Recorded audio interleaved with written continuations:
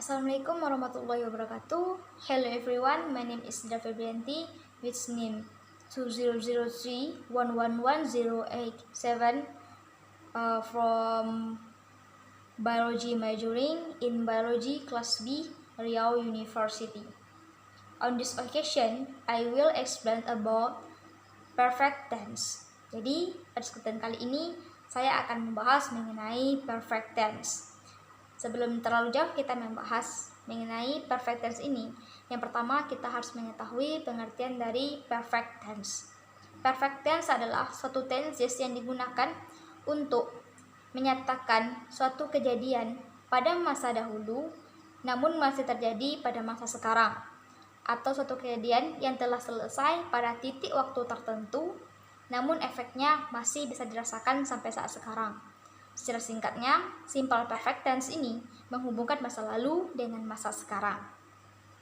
Yang kedua, jika kita ingin membentuk suatu kalimat dengan pola simple perfect tense, maka harus memperhatikan rumus-rumus berikut.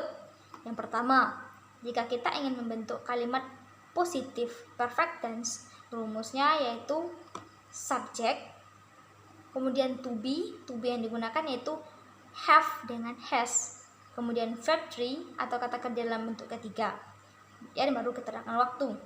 Dan juga aturan dalam menggunakan to be, have atau has ini yaitu kita menggunakan to be have apabila didahului oleh subjek I, you, we, dan they, dan kita menggunakan to be has apabila didahului oleh subjek she, he, dan it.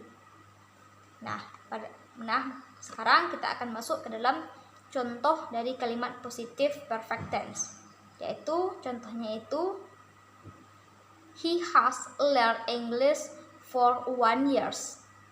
He has learned English for 1 year.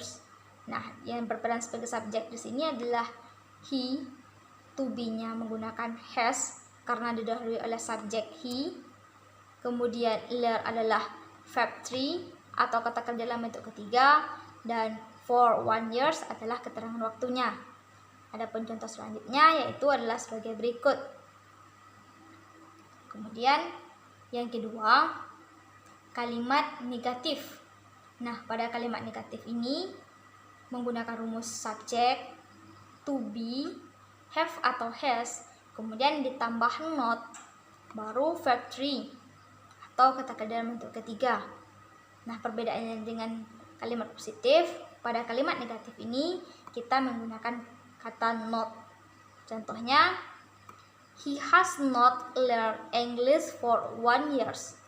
He has not learned English for 1 year. Nah, itulah contoh dari kalimat negatif, dan contoh lainnya adalah sebagai berikut.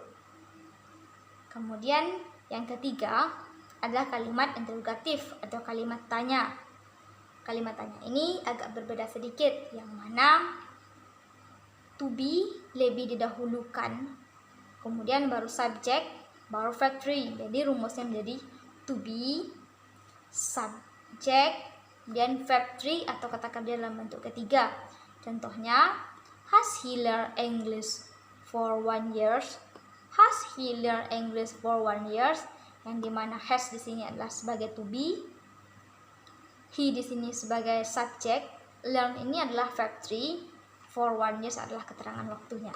Nah, itulah contoh dari kalimat positif, negatif, interrogatif dari kalimat perfect tense. Dan juga dalam present perfect tense ini, keterangan waktu yang sering digunakan yaitu for dan since. Yang mana for ini digunakan untuk menunjukkan berapa lama periode waktu berlangsung. Contohnya, I have lived in New York for 5 years. Itu adalah contoh penggunaan kata for. Kemudian since. Since ini digunakan untuk menunjukkan kapan suatu periode waktu dimulai. Contoh kalimatnya, I have lived in New York since 5 years ago. I have lived in New York since 5 years ago. Itu adalah contoh penggunaan kata since keterangan waktu pada kalimat perfect tense.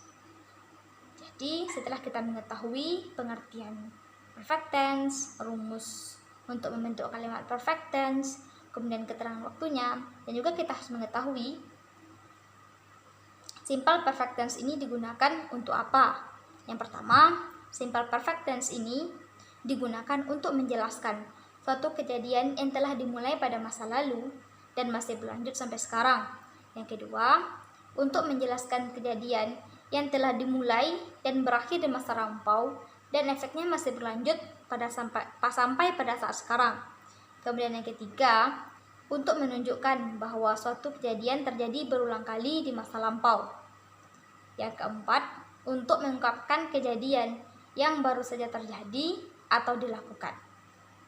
Nah, alright, that's my explanation for perfect. Right, that's my explanation of the present perfects. Hope it can be understood together. And I'm sorry if there are so many differences in this video. Thanks for watching my video. Assalamualaikum warahmatullahi wabarakatuh.